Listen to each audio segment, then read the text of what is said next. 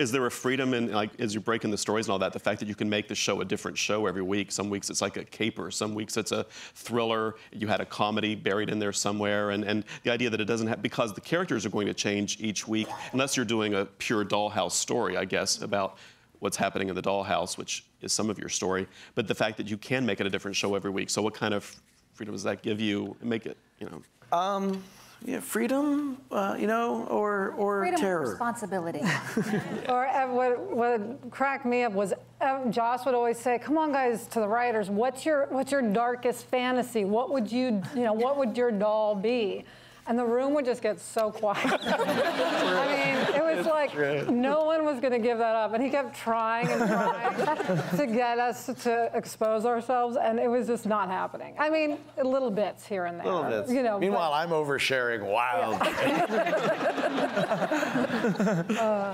But it was real. But so that was fun. I mean, it was fun just kind of looking into ourselves and coming up with stories. But you know, having the freedom of the world is also, in a way, sort of like paralyzing, because you can do anything, and there are no parameters, and it's hard. Yeah, with House, it's like, okay, end of Act 2, anal bleeding. Like, you know, it's just, they know, boom, it's gonna be anal bleeding. And then, you know, they'll figure it out.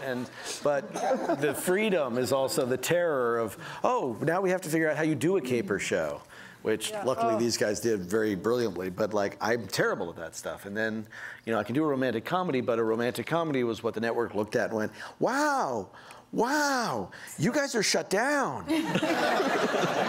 They're like, you can't do this. This isn't okay. So, you know, we had to build the, you know, the thriller aspect of it enough so that we could bury a romantic comedy in that.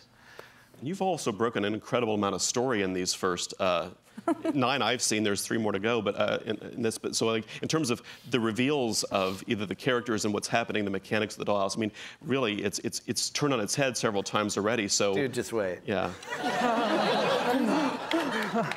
You know, at some point, some of this stuff was supposed to be held back, and at some point we were like, you know, man the torpedoes. I mean, we've just got to hit them with everything we've got, because if this is our only shot, this stuff is too good to hold back, and this is also our best shot, is to show them how much we have in our arsenal, because this concept, you can just go on forever. I mean, hopefully without repeating yourself or without taking away so much reality that there are no stakes, but you really can examine this. You know, you could turn this pebble over in your hand for, oh, say 7 years.